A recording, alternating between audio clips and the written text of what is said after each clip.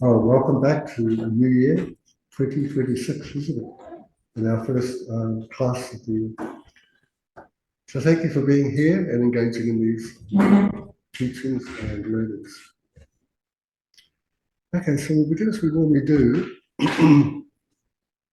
by taking refuge and generating a mind of enlightenment. We'll say a few prayers together and then we'll begin the actual class. And during the class, there'll be time for a break. You can ask questions and there's also time to meditate. So let's start by taking refuge in generating the mind of enlightenment. So please just get comfortable in your seat. You'll drop your shoulders and check your posture.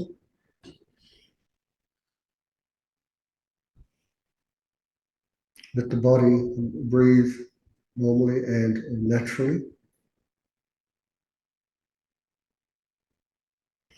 Then imagine in the space in front of you appears the Buddha, Shakyamuni Buddha. And this body is made of golden light, and he is surrounded by your own spiritual teacher, other teachers of the lineage, Buddhas, meditational deities, and other enlightened beings.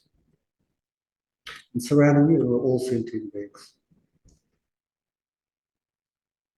The sitting beside you on your left is your mother, beside you on the right is your father, behind you is your family and closest friends, and in front of you are people you've had difficulties with and misunderstandings. And everyone is looking towards the Buddha. And what we have in common with one another is a wish to avoid suffering. We all equally wish to be happy, yet we all equally lack genuine happiness.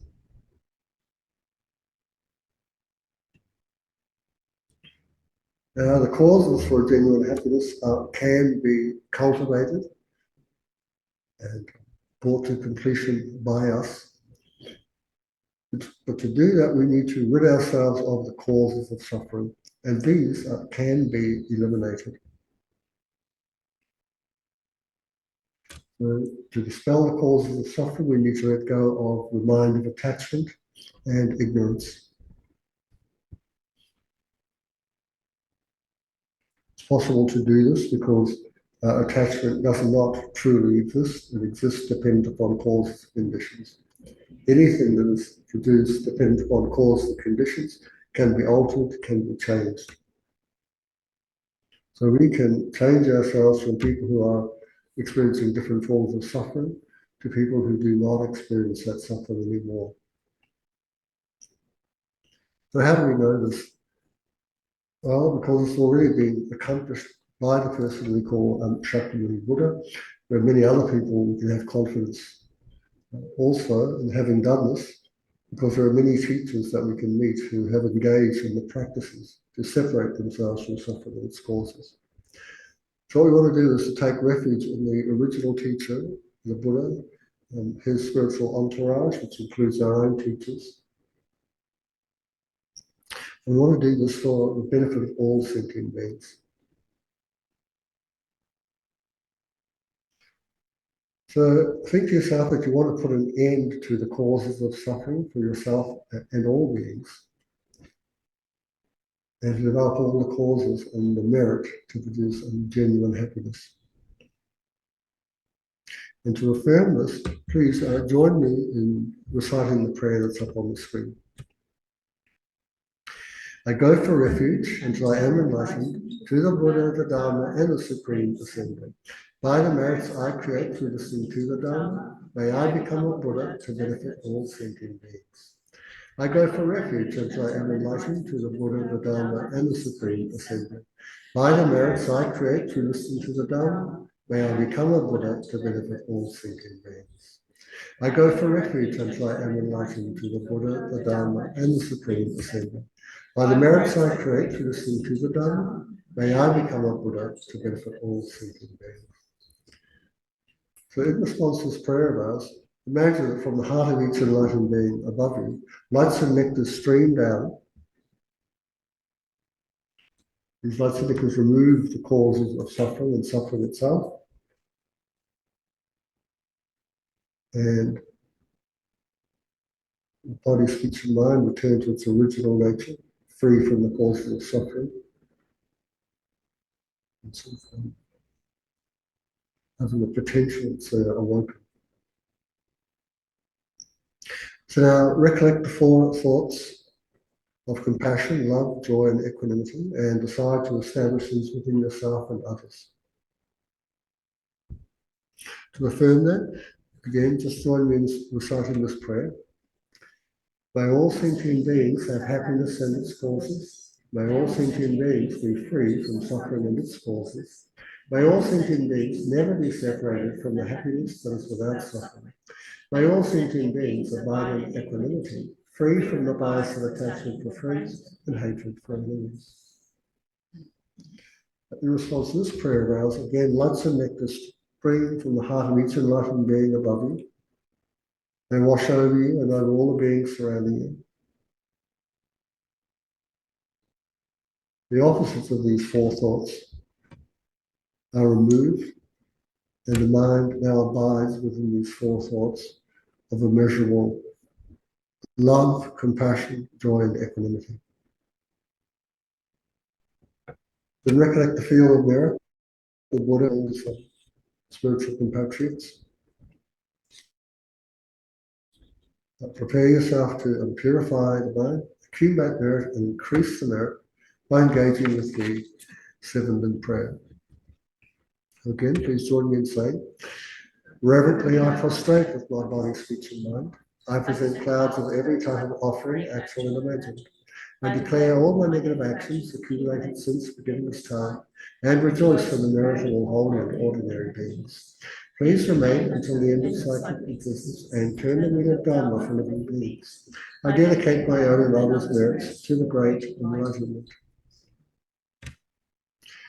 I think to stop ourselves from clinging to the merit we've created, to ourselves, to our thoughts, the idea of a world system, that we're going to make a mandala offering. So here I think that your body, speech, and mind, your merit, the world itself is utterly transformed into this offering you're going to make. And so this is the offering. We say, this ground, anointed with perfume, strewn with flowers, adorned with Mount Mary, 4 continents, the sun and the moon. I imagine this as a Buddha field and offering. May all living beings enjoy its pure land.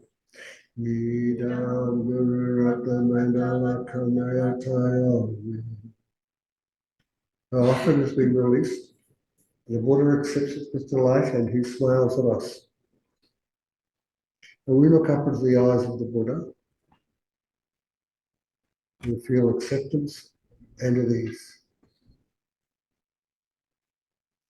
The emanation of the Buddha leaves his heart, moves through space, and comes to abide above the crown of your head, facing in the same direction you are.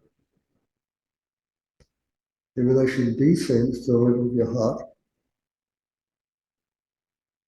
and expands, filling your body and mind with lights and nectars.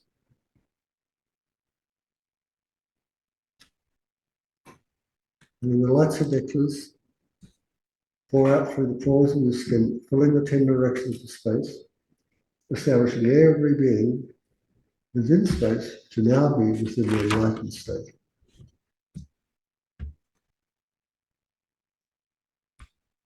And to illustrate this, we recite this mantra just 3 times. Tayata Muni Mahamunaya Tayata Muni Mahamunaya Tayata Muni Mahamunaya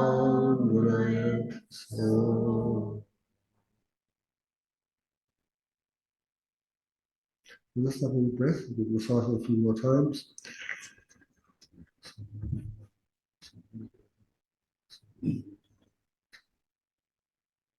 As you're reciting the prayer, you acknowledge that you have control over the suffering of the lower realms and the mistaken idea of an I existing independent of the body and mind.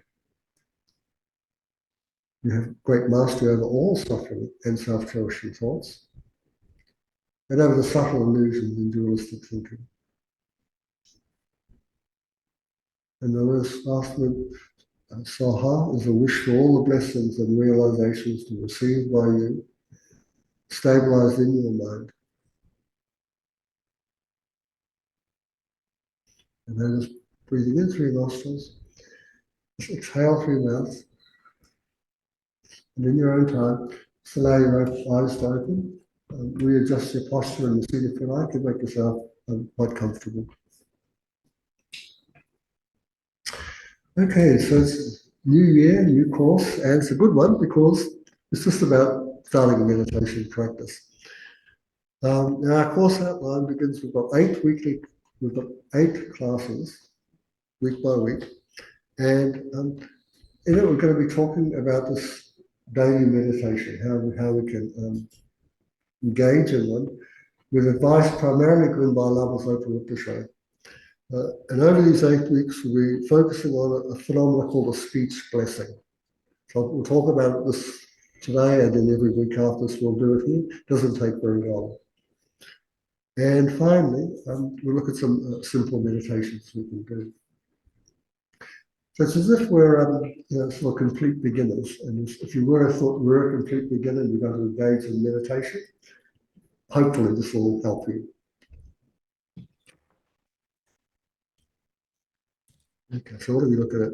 Today's topics, what meditation is, how we can apply this every day, and again, this purifying the speech idea. Now, the books I've relied upon, primarily the material we're relying on is this first book here called The Method to Transform a Suffering Life into Happiness, Including Enlightenment.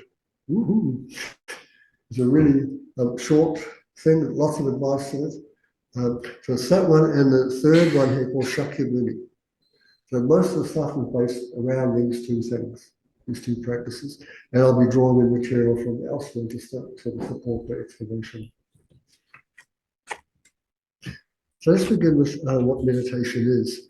So I think last year, I know many of you were here, so does anybody remember what meditation is? What's its, function? What are we trying to do when we meditate? Familiarization. Yeah, so positive. Yeah, so you're trying to familiarize the mind with positive objects.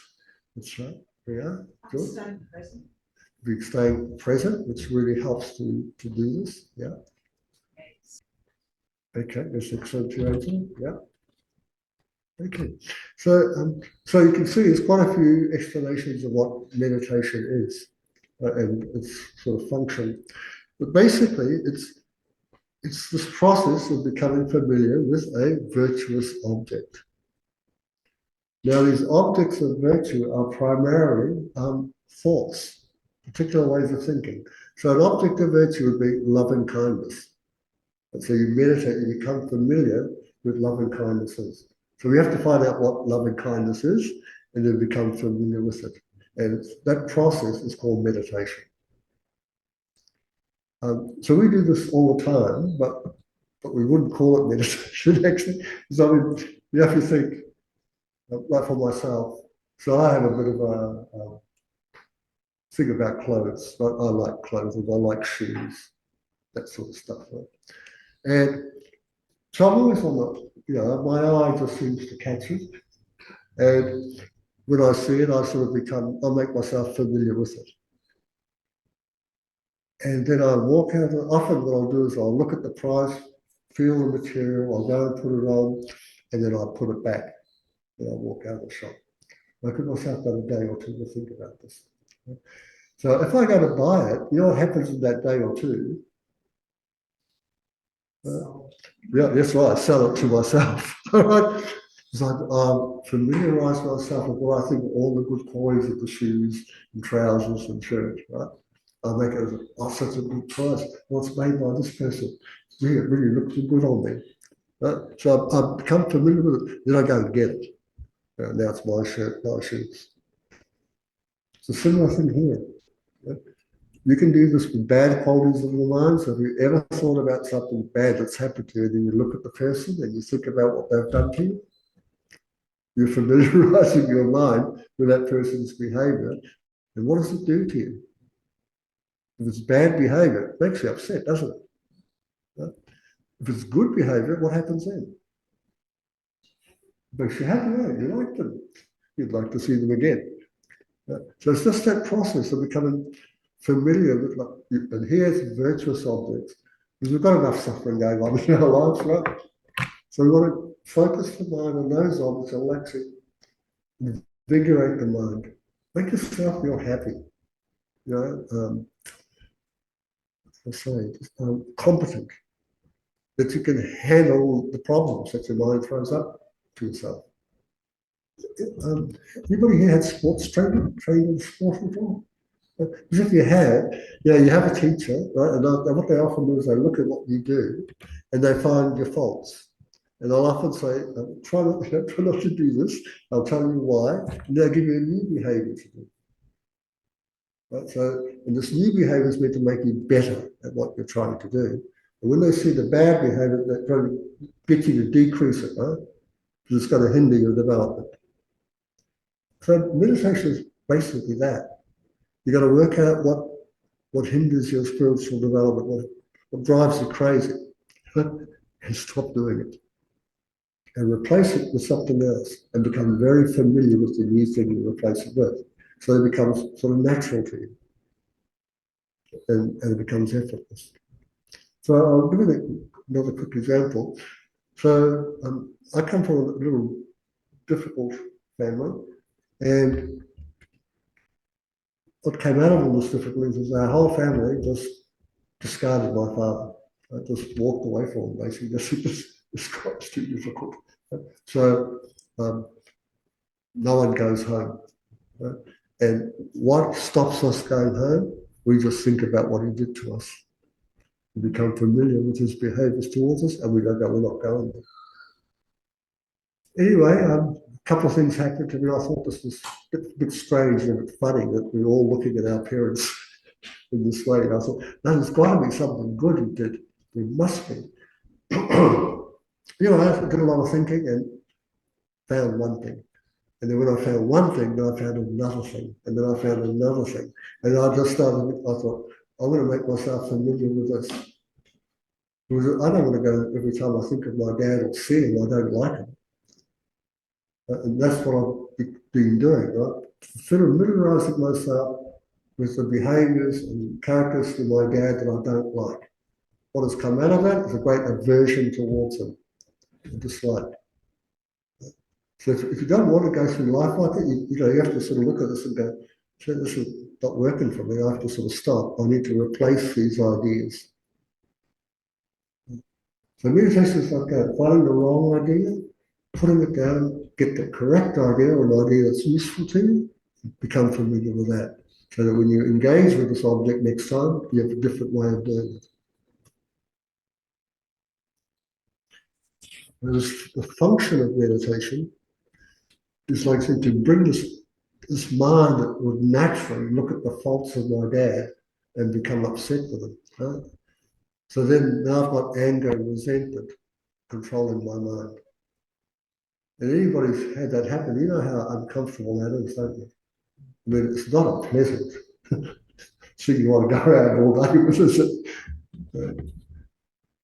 And so for most of us, what we want to do is we want, like for me, like my sister goes, Dad has to change. I want my dad to say sorry to me for what he did. I go, geez, I didn't want to say, well, good luck with that. But good luck with that. It's like, you don't know that it could ever happen. So if they're not going to change, then we can. It'll make the difference. They don't have to change. They can stay exactly the same, in fact. But if we change our minds, we have a completely different relationship with them. Yeah, so we wanted to do this. I remember this holiness saying, I'd read that somebody said, all problems come from the mind, but so does happiness.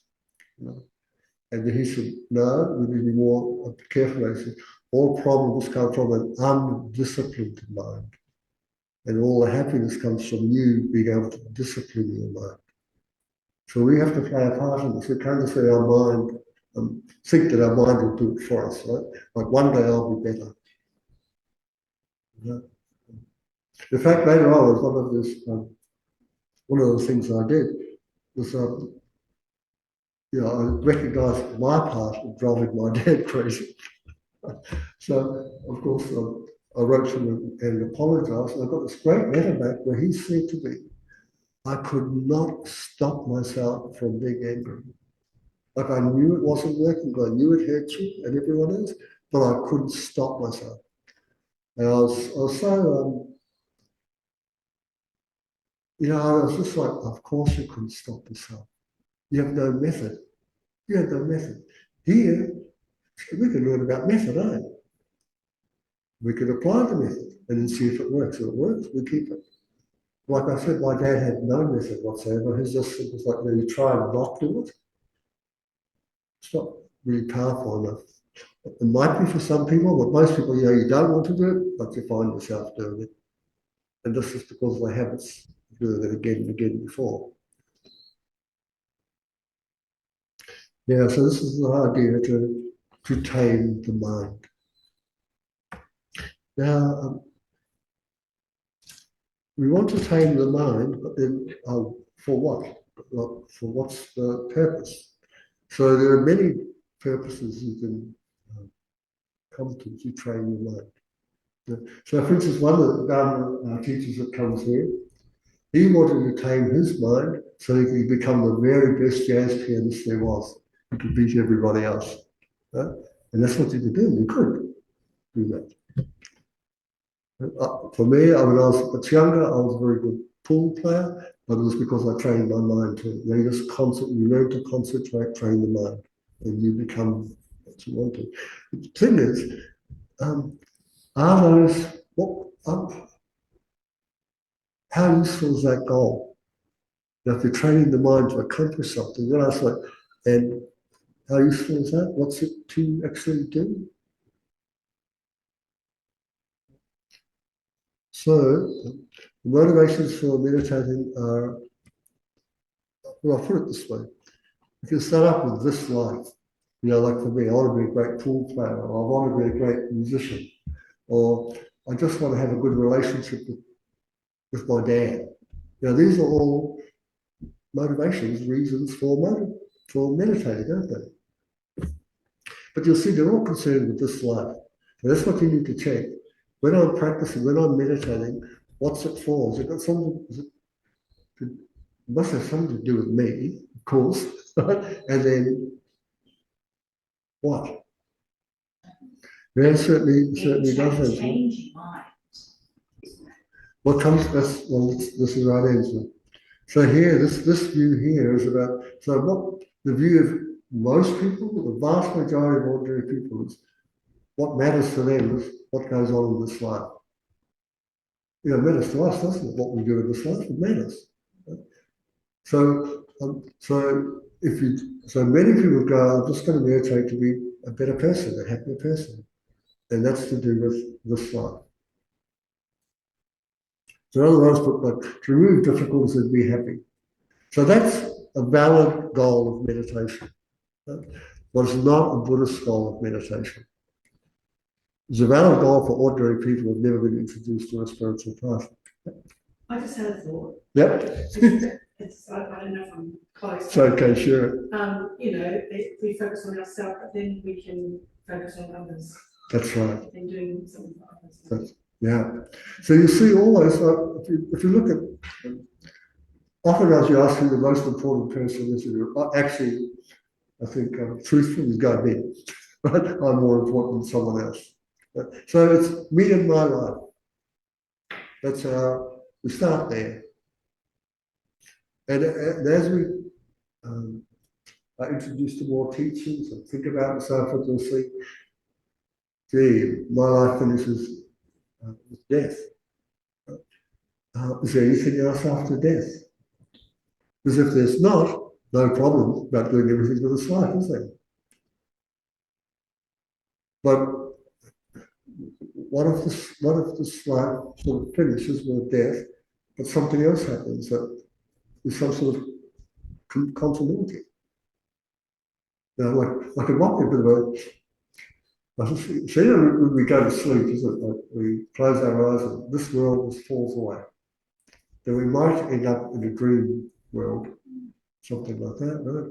So consciousness is still going, isn't it? It's not aware of this here, but it's aware of something else. Right? And then the dream stops. Right? And now it's just like darkness, deep sleep, deep rest. Well, we're still aware in there. Like if somebody came along and just grabbed our toe, right, we'd wake up really quickly, didn't we? Right? So the awareness is still there. It's just a different type of awareness. And then later on, we wake up, and it's like,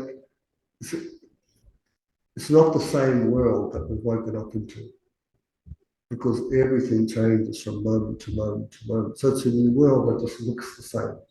We just go through we do it day after day. So death is sort of like that. Death is just like going to sleep. And then you think that, you might think, oh, that's the end, but then suddenly you might find yourself dreaming. So this is like this dreaming thing, this libido. And then when you wake up again, you're going to wake up into another life with a different body. That's Buddhist sort of presentation.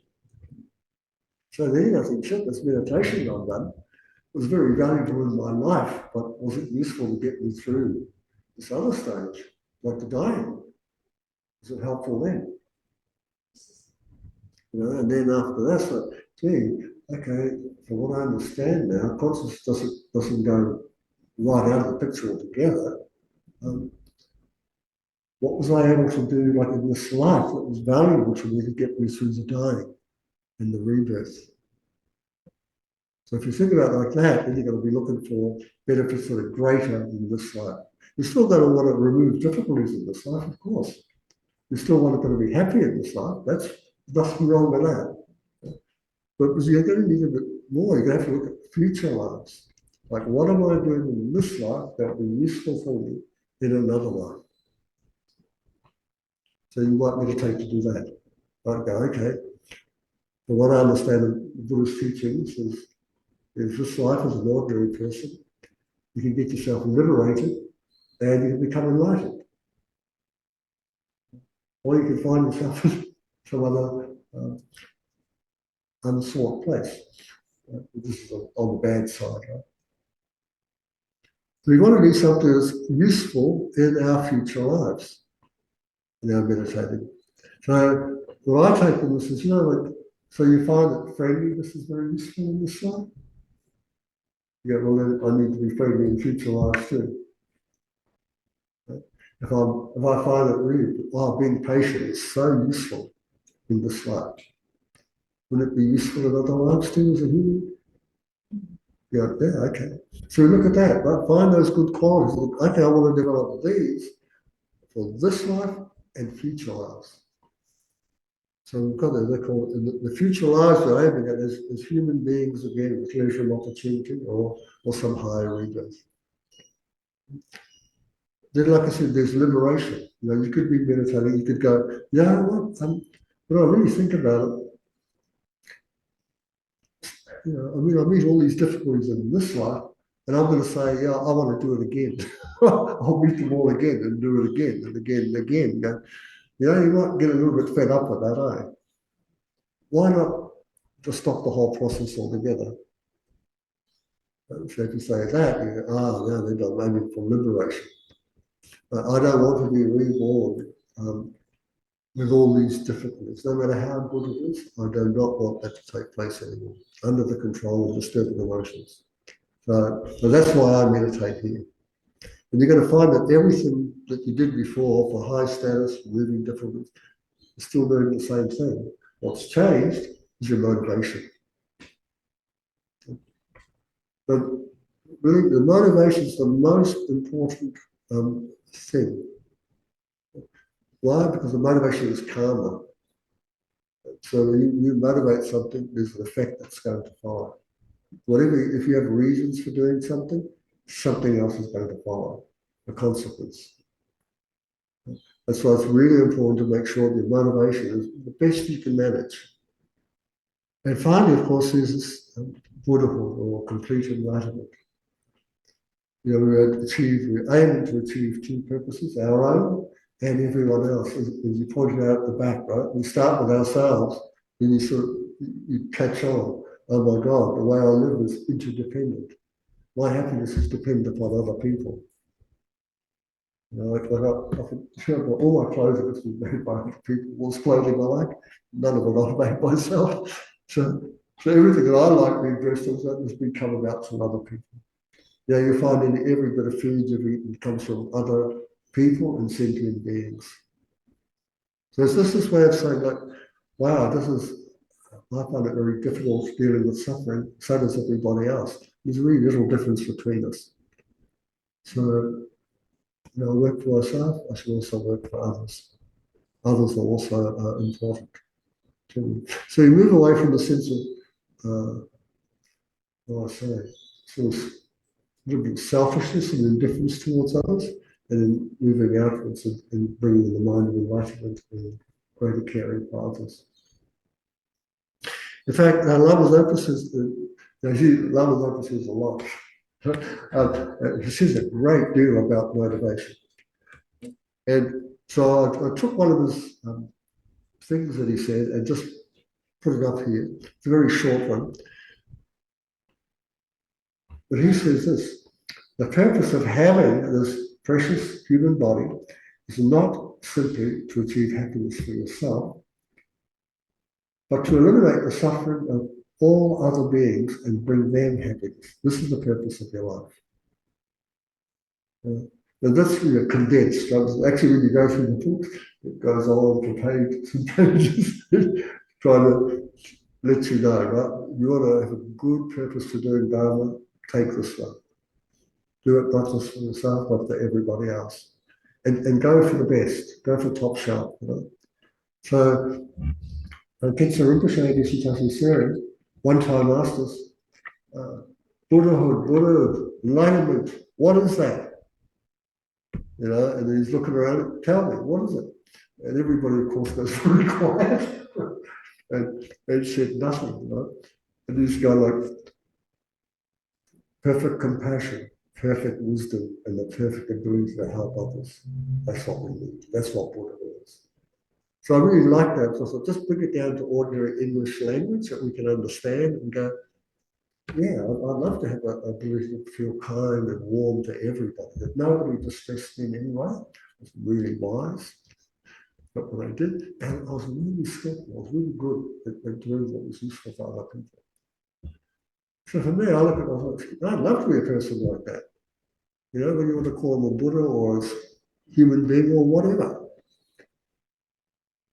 Now, like, you know, there are people like this in the world, aren't there? I mean, Lama's Open was here with us for a little while. His Holiness is still with us. There are many great spiritual practitioners, and this is what they're like. You come to their company, you're affected by them. They, the simplest way, it's like they give off something. You feel something in their presence. They're not, just like if you're in a company with a really angry person, they give off something too, right? And you know how uncomfortable that is. Well, the good people do the same, but in a different way. You know, you feel that and you go, wow, I feel really, I don't know, comfortable at ease. I don't feel anxious, so anxious. It would be nice to be that sort of person, don't you think? It could be like that. Eddie, just going on motivation, before I was introduced to Tibetan Buddhism, and I looked back at my life and I realized actually I had spent a great deal of my life just kind of doing things, not really thinking about why I did it and just hoping for the best. Yeah. And whereas Tibetan Buddhism has kind of taught me to really think before I do something, why am I doing it? What benefit am I going to get? What match the cause of what I'm doing? So that's something, yeah. It's a great question to ask yourself, you know, why am I doing it? Why am I doing this? In fact, I had a conversation while on holiday with an author going through quite a lot of emotional distress through the breakup of his marriage. And so I'm listening to him, and then I thought, I'll just ask her, why do you write? He didn't answer me. He went off the some way, and I asked him another question. I said, I thought these are a bit confronting questions, really. I think maybe I was a little bit too forceful with what I was asking him. I said, mate, if you know why you're doing things, that can be very, very useful to you. And my way of looking at it, I thought, yeah, I know why you're writing, but I want you to tell me. Right? But he couldn't, because what I came up with, it's all about your ego. You want to be known as the writer. You get all your feedback from the world as somebody important, somebody contributing, and that's basically what he does. Right? And he's been married 3 times. This is the 3rd divorce. That's why I was sort of asking, why do you write? As if he said, to inform the world of great qualities or something good for people. Okay, so it's out of direction, it's for others. Good on you. But when it's just for yourself or primarily for yourself, it gets a little tricky after a while. Yeah, so Lama's Oprah saying, like I said, his big thing is bodhicitta, mind of enlightenment. Do everything you possibly can for others, you'll benefit anyway. You get what you want by working for others. Whereas if you just work for what you want, that's uncertain and usually problematic too. Now these trainings, like I said, they go through different stages.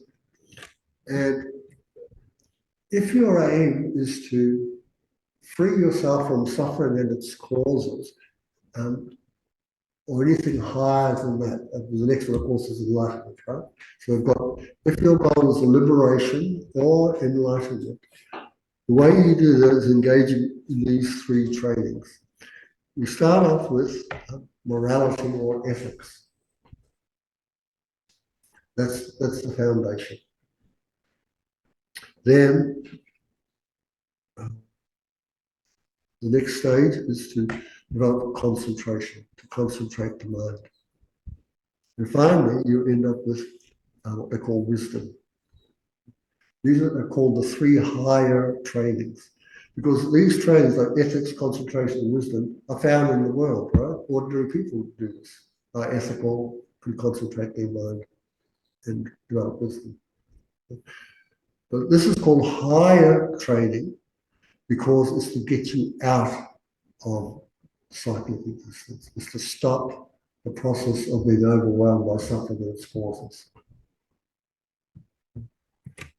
Often you'll find with ordinary people, worldly people, many of them are ethical and can concentrate and have intelligence, aren't they? But again, what's the purpose? You want to be happy in this world. And so if you're not spiritual people, well, that's valid enough, isn't it?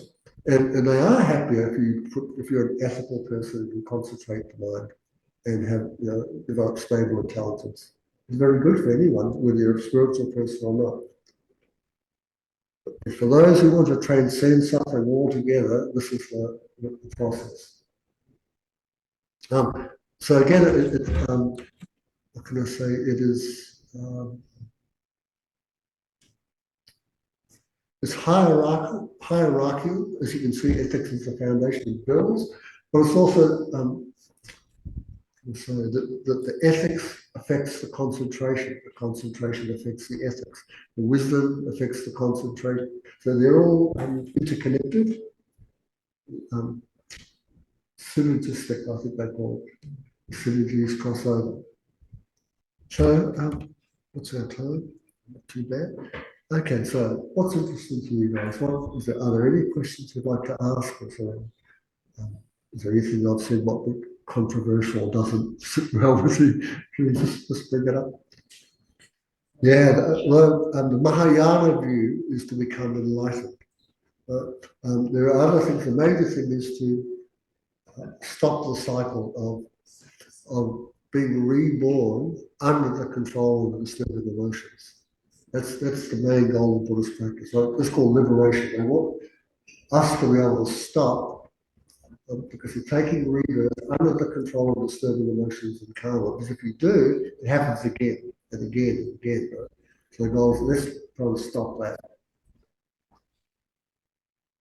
And of course, it's difficult. But so that's why it's a lot of training. So once this life finishes, you can engage again. Because the same thing will happen again. You'll probably end up in a place like this, wondering about ourselves and who I am and how things exist and why am I suffering.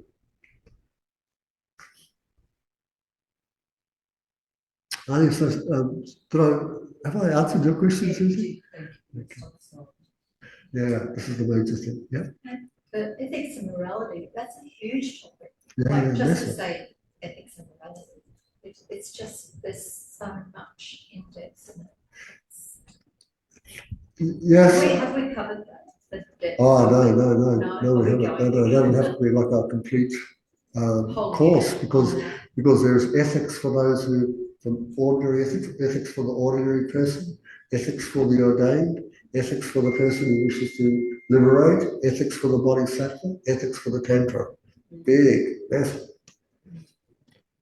Yeah, so yeah, but all of us can begin with these really simple ones, of those 10 non-virtuous behaviors and abandoning them. Let's all just decide, I'm never going to kill a human being, never deliberately kill a human being, right? And I'll do my best not to kill insects, animals, all that sort of thing. And there's quite often, that breaks it completely, but on the side, don't harm people, don't hurt them. And don't hurt people and animals. Yeah, and also it stops guilt, and you don't want to have, you're only trying to do this stuff and then things come up from 20 years ago or something, or perhaps, another little story, but so when I first began and started reading material, I came into it already with plenty of negative stuff on my mind stream. And the one that was always present was this way I'd behaved to this girl when I was at school. And I knew I'd done the wrong thing. And I was always there. And then I found out about this death and rebirth stuff. I thought, Jesus, there's no way I want to die with that on my mind. No way. Same with the stuff with my father, right? It's like, no, I want to clear this up now, as soon as I can. And you can, and I did. Just sort of rang her up, apologise for what I'd done. And she's like, oh, let go of that, now that's done. Like I said, I probably told the story before, I actually hadn't done the thing I thought I'd done. I thought I did. But the guilt was there. That's the funny thing, the guilt there is bad. So really, I could hinder your progress. Like if I'd known about ethics and actually practice it, I wouldn't have said it in the first place. That's the other, this is you'll find. If you're with somebody that you care about and they behave unethically, you want to stop them, not because they're bad people, but because what they've just done is going to hurt them. If you care about them, you don't want them to be hurt. That's why you want to encourage your friends to be ethical and yourself. But you're not going to hurt yourself. And most people that have been hurt, they hurt others. It's just a no-win situation. So it's, ethics is the foundation here. And the thing that's always, we'll come to it, but ethics are empty of any intrinsic nature. This is the wisdom part. You have to, over time, bring it in, right, and mix them together. Because otherwise you get this, the way our language works, it reifies ideas. Right? So you get something like the idea like anger. You just say anger. Right? So it seems to exist on its own as a real thing, and it has this type of quality and so forth, but it can't do. Like anger only exists if you have a human being. Without a human being, you can't have anger. But then you need something to make you angry. Then you have anger. So it's not, anger doesn't just exist as a real thing on its own. But in fact, nothing does. But often this is how they appear to us, just through the use of our language and what they call the reifying mind. It just makes things look that way. But so we do get angry, but don't ever think you're a bad person because you're angry. It's the mental state. That's the problem, not the person. The mental states make the people crazy. But that's the problem. They're not the people, the mental states. In fact, I always remember the Buddhist here. They said, "Look, I have never ever seen a bad person. I've seen bad mental states. I know they exist, but bad people don't exist." So that's that's a great thing to hold on to. Right? For me, at least, there's often, at least for me, when I watch television or something, right, and you see the bad behaviours of people, I'm sure most of us blame the people. That's my go-to, isn't it? You think such and such about the person. The person's been under the control of this anger or a delusion of some sort. They've done very bad things, isn't it? It's because of the affliction.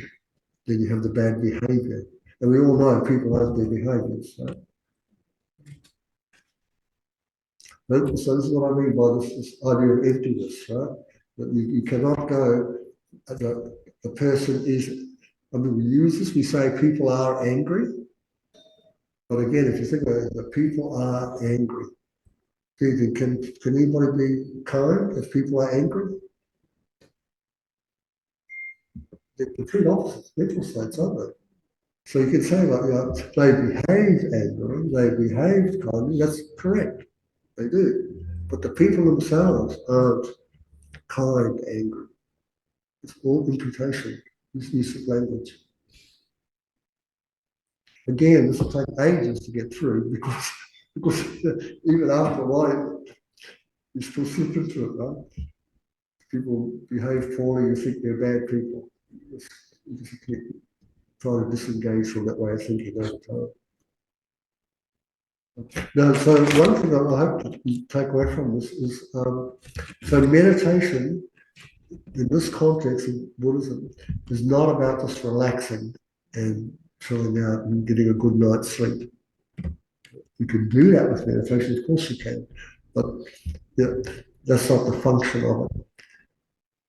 In fact, in one text I read of this person saying, if you meditate to relax, it's like having a great valuable diamond, but you use it to scratch your shopping list on the mirror. Because you can do so much more with it. It's not just, like I said, to relax and chill out. You actually alter your mental states, change your way of being. And I guess sometimes when you do meditation, you won't always be relaxed. And so if you're expecting that outcome and then when it doesn't happen, you kind of go, oh, you get a bit of a shock. Yes, it often takes you do, it's best to be relaxed when you meditate, but don't use your whole session to relax. Like I've often had the teachers say, why don't you just lie down and go to sleep? It's a heck of a lot easier than meditating if you want to relax. Or something simple, just lie down on the grass or something, chill out, it's okay.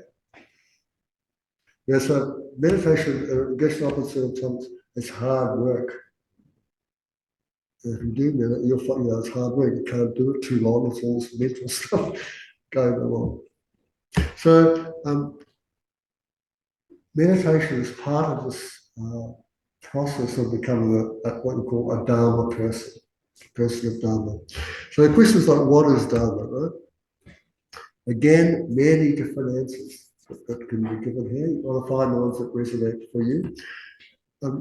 But when we talk about Dharma as a teaching, its function is to hold us back from suffering. That's its whole purpose. Right?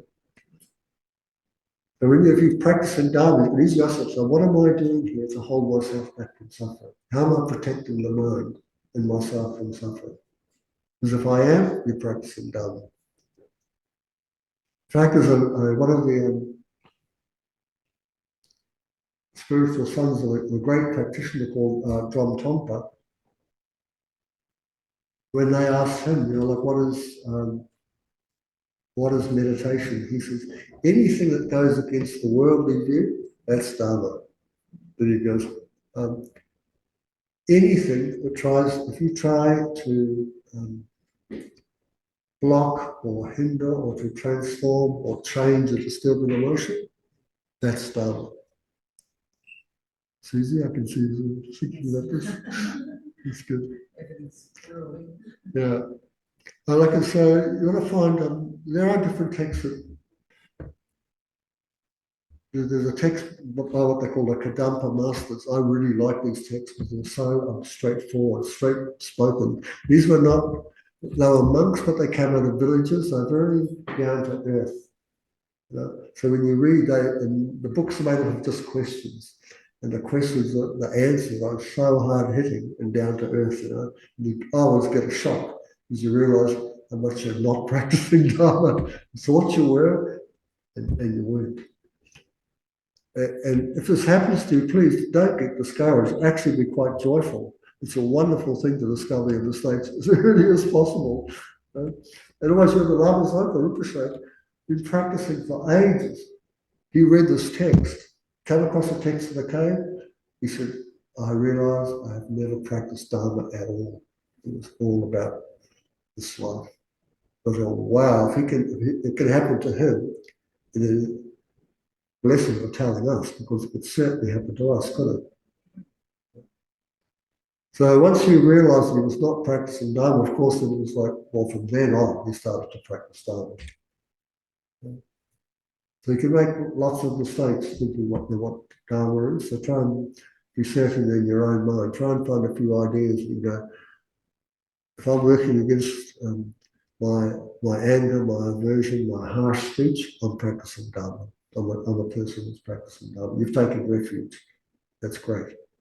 If you're trying to help somebody else with a good intention, that's Dharma. Again, what makes it Dharma is the motivation. And this Dharma is meant to be like, the path that leads to peace. The peace here, of course, is what they mean by the cessation of the mental afflictions. Like you no longer find yourself resentful, depressed, upset, like whatever the qualities you know about, that are quite distressing, you don't particularly like them, that's not going to happen anymore. That's the whole goal of us practicing, right? And one of the ways we could easily accomplish this is to understand how to make daily life actions become Dharma. Like I said, it's really simple. It's the motivation. The motive is the most important part here. In fact, when I found a notebook of mine yesterday, and in it I've taken some notes, and one of them, let me say, there's a question about the perfections. So have you heard about the perfection of generosity, the perfection of ethics, perfection of patience? There are all these different practices. Right? So you might ask, what is the perfection of patience? What is the perfection of generosity? And the answer is increasing the intention to give. And when that is perfected, it takes you over what they call to the other side, to enlightenment. So it's increasing the intention. And again, this is hard work because you might find when you do things, you don't even have a conscious intention. You just do them. Right? So this is why it's quite important, like when you wake up in the morning, so just set your intention. Set the major big one. And as you go throughout the day, there'll be little activities you can go to. Just reaffirm your intention then. You won't get it all the time, but you'll get it at least some of the time. And that's good. Okay. Now, so what sort of practices that can we do during the day? We're not actually sitting on cushions or studying Dharma, all this sort of stuff. Right? So here are a couple of practices you can do. They're really straightforward and often quite simple. They'll also bring a great sense of joy. Might be too high-reaching, but it does make you feel good as you go through the day doing this, using your mind like this. So the first one is like sleep.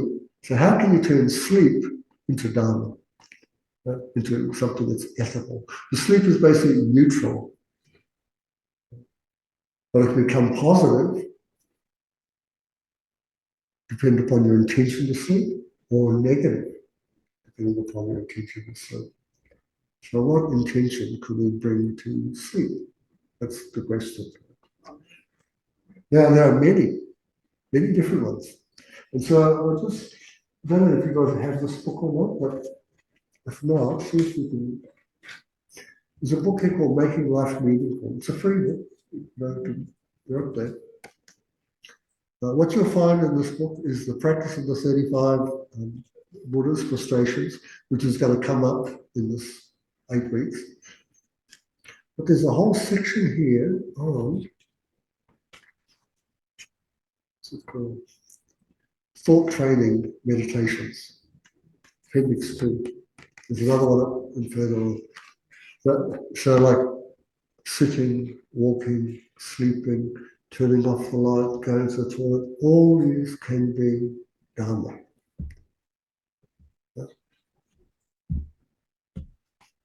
Of course, if you ask yourself, right, why do you go to the topic?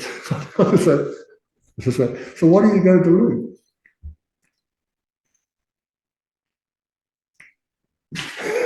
We want to get rid of something, basically, don't we? There's something that's like we go to learn, we've got to either excrete or urinate. Right? So that's our normal, that's the worldly way of going to the loo, right? Everybody, you ask them, do like that, that's it, isn't it? Yeah, we might. That's right. In fact, yeah, with a fellow like that now. Yeah.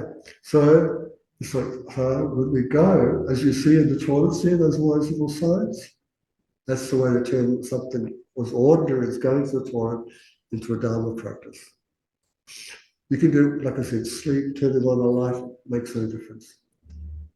And so when I first began, I used to write it out, I'd write out one little thought, and I put it when I go to do my teeth, when you look in the mirror, you go to have a shower, underneath the light bulb, underneath the light switch, you just find the little places and go, I don't even think about what I'm going to do. But I know that when I turn off the light switch, the lights are going to go off. That's why I'm turning the lights off, right? The motive is for darkness. Right? But so what if you turn it off and said, by turning these lights, may this happen? Or I'm turning off the lights to turn off the lights of samsara. Yeah? Some simple little thing. Cleaning's a good one. Cleaning's a great one. Cleaning, so it's always cleaning out the dirt from your mind. Yeah. So sleep. So here you might come up with different terms. You might not be familiar with. So sleep, like I said, is like when you go to sleep, right, the mind sort of like calms down, right? Like all the stuff that's not there anymore. So this is like the mind of a Buddha. All conceptions are not there. Buddhas don't have conceptions and ideas. There's no need for that. They see directly. Yeah. So just like you close your eyes, you shut off all the appearances of this world. Yeah. I'm going to shut off all the appearances of Dharmakaya, have a mind of enlightenment. And just as I'm doing this, may this produce that. So you're trying to bring yourself into becoming enlightened for the benefit of others. Well, by doing this, may this take place. My motivation for turning off the lights is not to darken the room, but to free all beings from wrong conceptions. And no wrong conceptions appear. Right? So Dharmakaya, this one. Before sleeping, you see this one here. May all human beings realize the dreamlike nature of things. So this relates also to what they call the Sambhogakaya. So this is an enlightened body of a being. So like when you dream, right, you see images, don't you? Images appear. Right? They're not real, are they? I mean, in fact, you can, one of the things I remember doing this, right, dreaming that I come up against a wall, and it was something I thought, if this is a real wall, I can't punch my way through it. But if it's a dream wall, I can. And I was bang like that, my hand went straight through it. And I go, now I know I'm dreaming. So those appearances, you can just put your hands through like that, a dream wall, dream mountains. Just like Sambhagakaya appearing, right? So when we do our visualizations of the Buddhas with all the great lights and all these lovely ornaments, like they're not physical, eh? You can go like that, put your hand right through them. That's how you like use a dream to remind yourself of this other enlightened bodily state. Mind you, it's only one thing, because you can do lots of things with this, again and again. So often what I do is try and change these. I'll change them over time as you make your progress. So waking up, simple, isn't it? You know, it's like sleep, it's darkness, isn't it? And like they call the Buddha, a fellow who woke up. And you go, yeah, so you're awake. Yeah. By me waking up, may this, my awakened state awaken all beings. What else was that? What did I do? Oh, practice from the bed. I'll free all beings from the weight of suffering. And of course, I'll help all beings attain the form bodies of a Buddha. And then you hop off and you walk on the floor, and you can bring. If some of these things that I've said you don't understand them, it's okay, you can substitute.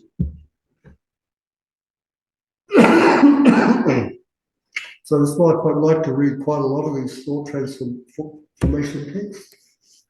Zopa Rinpoche has to say it one way, another Lama will say this, someone else will say this, and I pull out books and here it is again.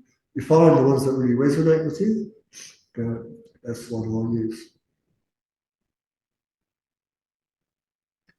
Like I said, so whenever we set up the chairs, I love setting up the chairs. Each time I move out a chair, you can just say, oh, this is a throne of enlightenment that I'm preparing for all beings to sit upon. So work becomes quite easy going. Yeah, especially if you apply this to cooking and cleaning at home. Man, it's like, wow, you're really making progress here. It's not the act, it's the intention. The intention is really, really important. Okay, so yeah, just a short meditation now, and we'll just see how we go. Okay, just get comfortable in your seat.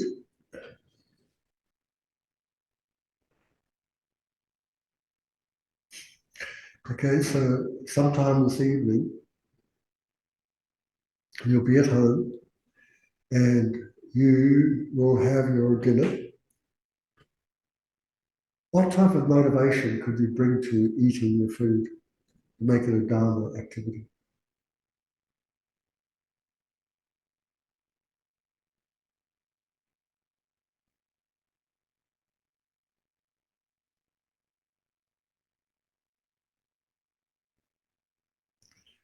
And after having your dinner and before going to bed, you'll most likely clean your teeth. What type of motivation could you bring to that to transform ordinary scrubbing of the teeth into a Dharma activity?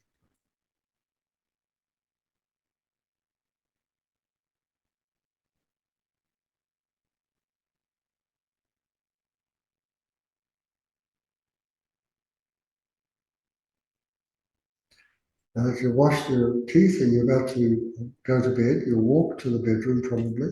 So how could you transform the act of walking into a Dharma activity? So remember, it just depends upon your motivation. Find a good motive.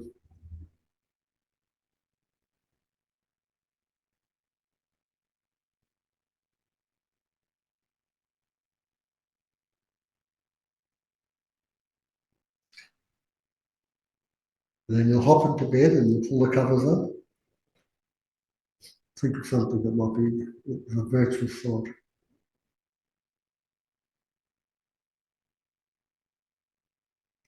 Or perhaps you could say, by covering myself with these blankets, I cover all beings with the perfection of patience.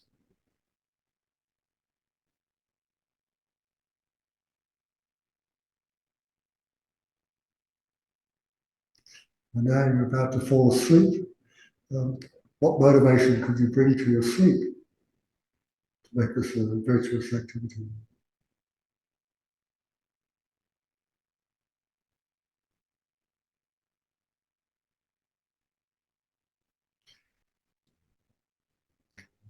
Now, whenever you come up with thoughts that support your Dharma, like this, make the activity Dharma.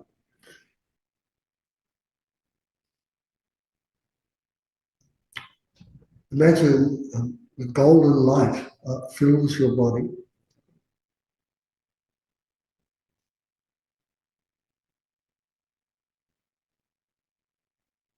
And sort of goes out through the pores of your skin.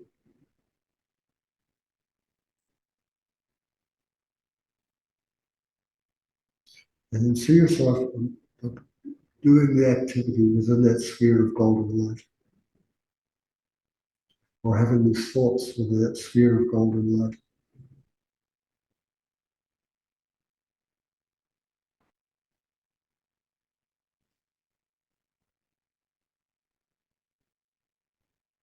And now just breathing in between those. Exhaling the breath. Get your eyes flooded open. Susan shared a lovely little gata or thought transformation. Cleaning the teeth, washing the face. May all sentient beings have pure speech. Excellent. That's right. That's a nice one. Yeah. Yes, so try to make them sort of simple and relevant to yourself. If you don't know about this Dharmakaya, Sambharakaya, all these other funny words, just put that idea aside and find something more practical that'll actually work for you. Okay, so now we're going to have a talk about this practice called purifying the speech. And I think on the slide here, it just goes through the different stages. So you start off with an emptiness meditation. I'll lead you guys through that one, through one here shortly. There are different ways of doing this. You can do it really quickly, and you can do it a little bit more slowly. If you know how to do it slowly, then you can move. It's better learn slow and then go quick. It's straightforward. You're not fooling yourself.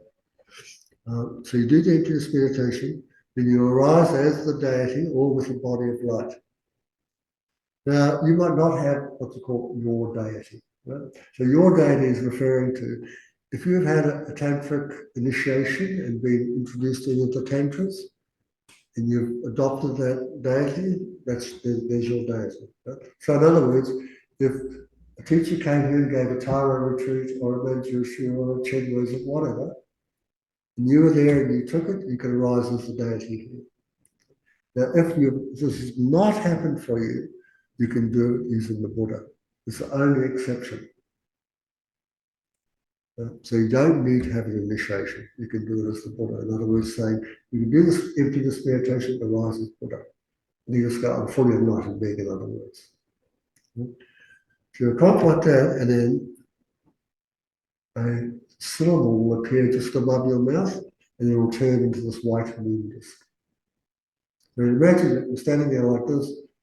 Inside your mouth, there's a little symbol of light, and then it turns into a white moon disk that lays just above the tongue, on the tongue. And on that will be like this another little white symbol on the white moon disk. And then these little circles of Sanskrit letters. So the first one is white, the second is red, and the third, they're called Dharani, or heart mantra dependent arising, is blue. So in other words, you've got a little white moon disk, or like a little tablet on the tongue. There's a little white symbol poking up. Around those white letters, then red letters, then blue letters, in all the sleep inside your mouth on the tongue. Then light beams go out from these letters, go out, filling up all the directions of space. They hook back all the blessings and power of speech of the enlightened beings, the unenlightened beings. Anyone who's got powerful speech, draw it back into these syllables on their tongue. Then you recite the mantras 3 times that go with each of these letters. So, like in other words, when you get the white Sanskrit vowels, you're going to say this thing 3 times. With the red, you say it 3 times. With the blue, you say it 3 times. There's a visualization that comes with it. Then everything comes back. So like you go out, you send everything out, and then it all comes back in. So then finally, the blue will go back into the red will go into the white will go into that symbol up like that, and that'll drop down into the moonness, then the moonness will flip around, dissolve into your tongue, and you have all the blessings. This is a normal way of things like going out, coming back. It's a bit like, in fact, I think it's the same in terms of the sutra path, isn't it? So you do something, an effect follows, cause and effect. So here, as the deity comes out, cause, and the effect comes in. So there's many benefits for doing this. The first is that as Buddha says, your speech becomes perfect. Whatever you recite is multiplied 10 million times, that's a lot. Or your speech becomes a recitation of mantra, even gossiping. And the power of the speech can't be taken away by eating what they call the wrong foods, or particular foods, especially in the lower tantras. We've got stuff about what you can eat. And so there they sort of don't eat garlic, don't do this, don't do that in terms of your diet. You do, those they often say that tantras do not smoke cigarettes or dope, anything in fact, because it's going to clog up all those very fine channels inside the body with mind and moves from a tantric perspective. Okay, so let's do this thing. And of course, over time, you're going to have more and more questions, right? And that's fine. So then I could see here, we could do the emptiness meditation first, and then we'll take you through the phenomenon. So when we do the emptiness meditation, like there's one way of doing it like in sutra, and there's another way of doing it in tantra. I mean, the effects are a little bit different. So you can realize emptiness and just recognize the lack of inherent existence and the dependent arising nature. So when we do emptiness meditation, it's not like there's nothing, right? You always go, this does not exist, therefore it follows that this exists. Because it follows inherent existence does not exist. It is empty of any form of existence. But why? Because it dependently exists. So on this side, what it's not, ultimate truth. On this side, what it is, conventional truth. It's not nothing. We're just going, it doesn't exist like that. It exists like this. That's what we do with emptiness. In Tantra, so you do that as you would in Sutra, it's just that. In Sutra, you just basically leave it alone and stop right there. That's it. The phenomenal is empty. In Tantra, which is what this is about, that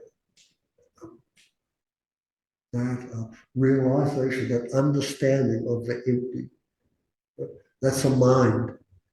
Your mind knows that, doesn't it?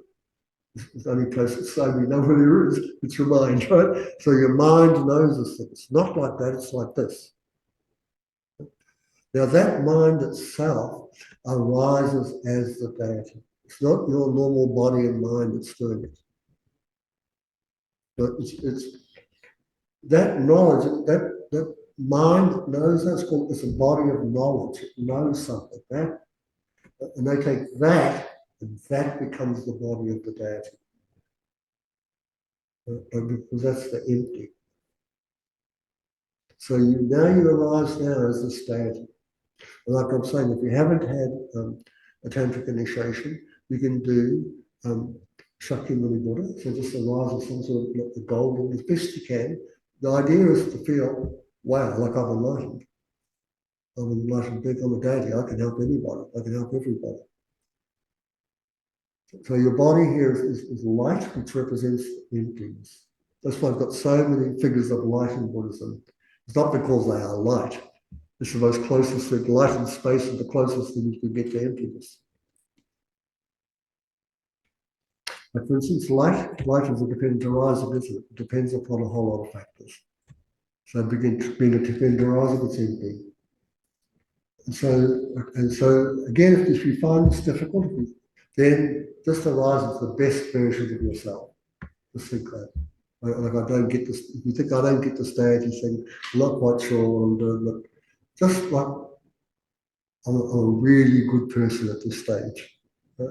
You just hold that, and then you go, and on my tongue is this and that. But you don't arise like this, right? Because these aggregates, they're all contaminated. Right? We're in this situation with this body we're in due to ignorance. So we're not converting this solid body and so forth. We're converting, what we're getting is our knowledge and having it appear as something wonderful. It's our body, because that's who I am. So it is the case, isn't it? Many of us will think, like I am the body, I am this, I am that. Whether it's a thought, I'm really smart, I'm really fat. Right? So one's a thought and one's well, they're both thoughts, aren't they? One's related to the physical and one's related to the mental. Right? So here when you do this thing, you've got to go, oh, empty, there's nothing there. Right? There's nothing to see to grab. That itself is the body of knowledge. The complete absence, and then you take that and I appear as the deity. Now the deities appear in all sorts of different ways. Have yourself appear that way. Anything difficult here I've put on? I must have done. Is there anything you're unsure of, or you want to raise a question? So, well, let's do the emptiness meditation. Then we'll just run through this last bit, and then next week we'll actually do it, just to give you a better idea, right? Okay, so we're all in the seat, so if you like this, if you want to, you can close your eyes, if not, but just get comfortable. So who is sitting on your seat? You can say, well, I am. You are. I. Is the collection of the body and mind also on that seat? Yes, they are. Are you naturally established to be one and the same as the collection of the body and mind on that seat? In other words, are you the same as the body and mind on the seat? Now your answer should be no. Why?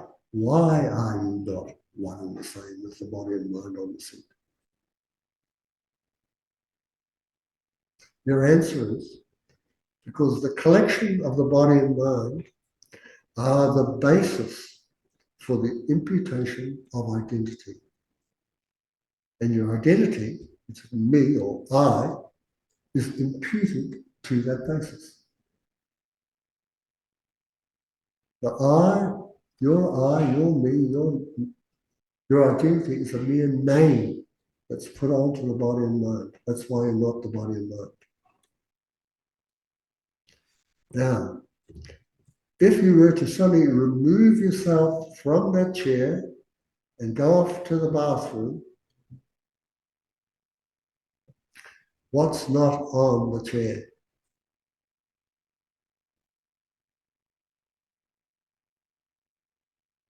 There are two things that are not on the chair, right? The body, because it's gone off to the toilet, and you. You're not on the chair.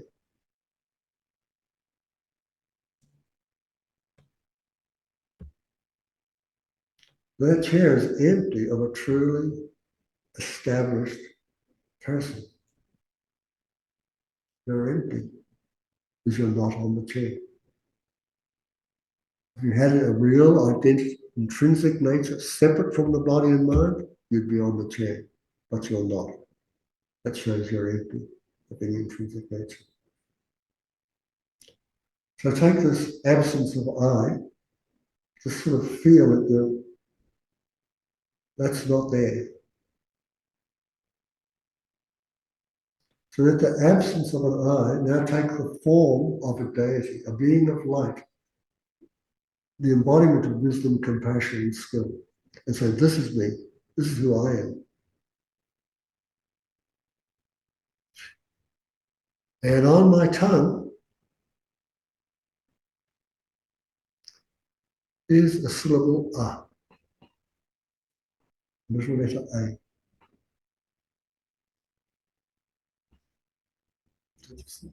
That's similar for a moment.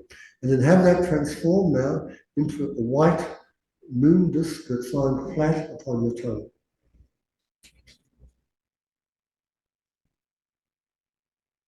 And then have on that moon disk a larger appearing letter A. Ah. Okay, now I'm just going to, I want you to just breathe in now through your nostrils and just exhale and just let that visualization go and just bring your attention back to the class.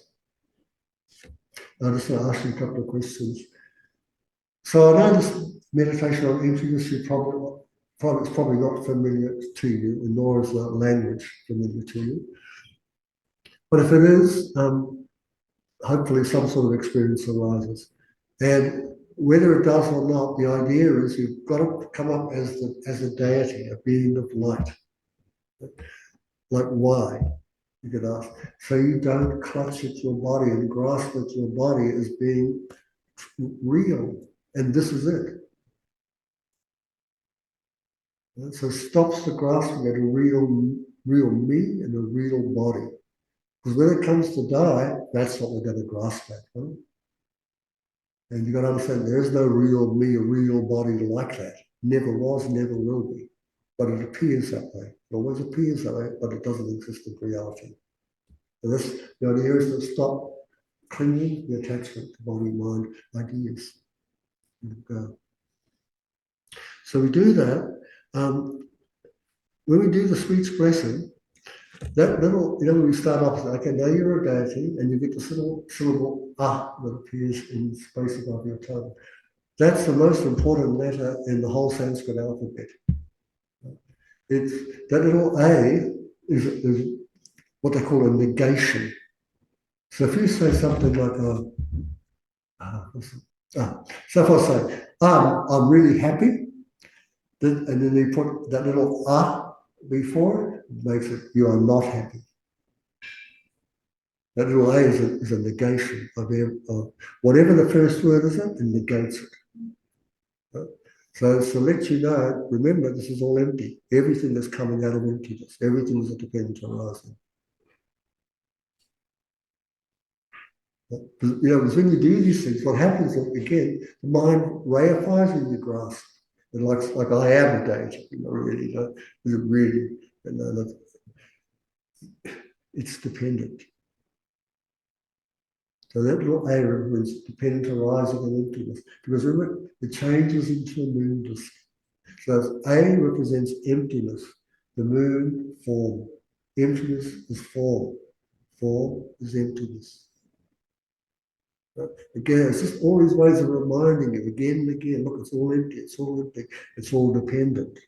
It's all dependent and empty. So when it turns into the moon disk of force, now the moon disk of force is bodhicitta.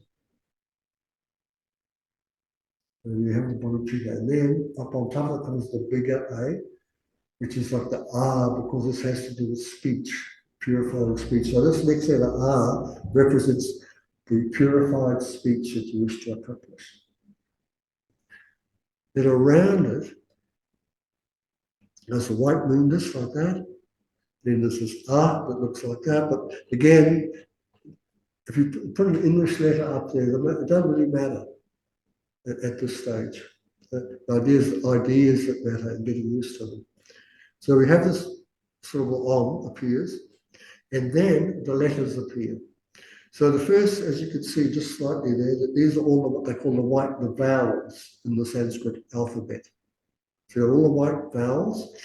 Then you have all the red consonants, and then you have the blue mantra of the Dipenta rising. So again, it's to remind you, Dipenta rising and emptiness. Everything that exists is a Dipenta rising, and therefore it's empty of inherent nature. So you have these, then these will send out all the light rays. So they send out blue light rays, red light rays, white light rays. And then they go out and they draw back what they call these different great qualities. So they're the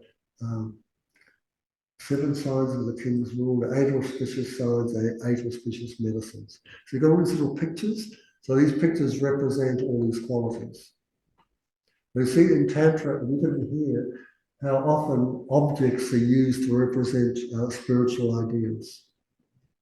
Like, you know, we look at the Buddha, you look up there, I mean, most of it just seems like a big blob of gold. Like this, of course, that's what appears to the mind, to the eye, sorry, but you know, like what's meant to appear to the mind when you look at the Buddha?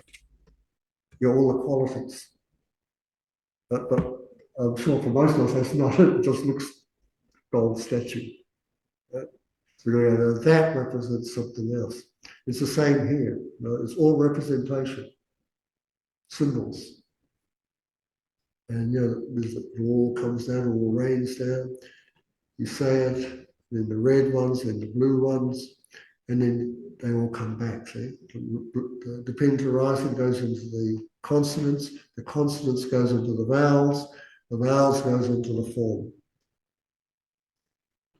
Then that will go in there and it will transform, and the tongue becomes this, like a vajra. And then finishes, and then you dedicate. You know, may my tongue, sense, space have all the current of the once gone to bliss. By the magnificent power, by words may all sentient beings be subdued, may all the meanings of whatever words I say be accomplished. So, I'm sorry. So this is something that I do every day, and I do it especially for doing classes. Especially when it comes, if you've got something that's going to be difficult about a conversation, please do this. Like purify your speech, right? For most of us, I'm sure, we don't hurt people with our hands. Right? So in other words, we don't kill them, we don't punch them, we don't hit them, we don't steal from them. We're not engaged in many partners in sexual misconduct, right? That's not really our problems. We don't do that. But we do the stuff with speech, don't we? We harm most people with our speech, I'm sure. Now this is about clearing that stuff up.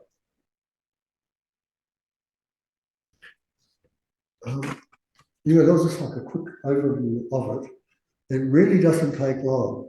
Like I said, now that I've memorized, it's very easy. Like, I can wake up in the morning and go, "Wow, thank God I'm alive," and I do thank God. I think all the things that come about, I'm still alive. You say, and then, okay, now you can just do the practice from the bed, and then after that, everything you say, every time you use your speech, man, the merit's incredible. So you can, as we go through these 8 weeks, I'll show you how different ways you can practice this. Okay, I know it's about midday right now. Is there anything you guys would finally like to? Yes, yeah. So, yes, we do. And this meditation with the guides, we have them in. They're in the golden prayer books as well. In the golden prayer books as well as something like this, the method to transform suffering life into happiness. Yeah, and so it's a speech lesson, and of course, what they often do is try to tie it up with something else as well. But you can just do this like from the bed, like, you know, you get used to it, it's quite straightforward. Yeah, yes, that's right. And it, like I say, mythologies, I was thinking perhaps it's a terrific method for any Dharma teacher, isn't it? Like purify your speech first before you teach, in a sense. I also think it's fantastic at home, even if you're not a teacher, because most of the activity surely is spent speaking to others, isn't it? And like I say, we don't normally harm them with our body. So there's free of body, killing, stealing, sexual misconduct, and that's not really our prop thing, is it? We've got speech and we've got the mind. So here we can use this. We can use this for the speech, but I've also learned that I've seen other texts where they do the whole mind. So here they do the whole thing at the heart. They put the whole visualization takes place at the heart, and it goes out. And so you go, oh, now you feel the major thing here is the mind. Anyway, folks, that's it for today. This is sort of useful for you. What's your takeaway? So you know what Dharma is, right? Is that which holds you back from suffering? That's what the Dharma is meant to do. Or so somewhere like going against the afflictions. That's what Dharma is. Its functioning purposes. If you're not doing that, you check. Right? So if you want to practice Dharma, just check. While working against the afflictions, have I got this good concerned motivation to help others, thereby protecting myself from suffering? So that, and then try and find some simple, like just find one thing at home. Like maybe it's just like walking, you know, like as simple as like walking is a path. Every time you get up to walk somewhere, may I create the path, may just be the means to create a path for all sentient beings leading into enlightenment. That's too long, make it shorter. Just make it snappy so you can quickly, every time I do this, and make it a new habit. Once you get one and you find, wow, I'll do that really all the time, then take another one. Like I said, for me, it's you know, when you want to really simple one, just washing your face, isn't it? It's just like you want to wash away all the delusions. So this activity of washing the face, by wash away the delusions of all sentient beings by becoming enlightened. So always at that by becoming enlightened if you can, because it's for yourself and everyone. Yes, so find some, so over each week we'll be doing the speech one, that way we'll get some familiarity with it. But the other ones I'll give you something each week and just try and find one thing that you can do. Yeah, so next week we'll look about what we call preparing the space, but it's a bit more of showing, I think next week's a bit more about sort of showing how you can practice Dharma during the day and during the night. And Lama's hopefully able to show suggestions of how to do this. So, I've really enjoyed being back with you because I love talking to you, sharing this material. So, but really thank you for being here. And let's dedicate our material. So, due to the merits of these virtuous actions, may I quickly attain the state of a Guru Buddha and lead all living beings without exception into that enlightened state. Next. May the supreme dual body teacher, not yet born, arise in them. May that born have no decline but increase furthermore. And as long as space remains, as long as sentient beings remain, may I too remain to dispel the sorrows of the world and for the quick discovery and eternal Buddhism. In holding and spreading the Muni's precious and complete teachings through explanation and practice, you wore the armor of patience that is never discouraged. Incomparable, they will go to you and make this request. And lastly, the prayer for the long life of His Holiness, the Dalai Lama. The wish granting, wish fulfilling will, source of every single benefit and happiness of this world, to the incomparably kind Tenzin Gyatso, I beseech. May all your holy wishes be spontaneously fulfilled. So I'm welcome to come up and have tea. Thank you, Ben.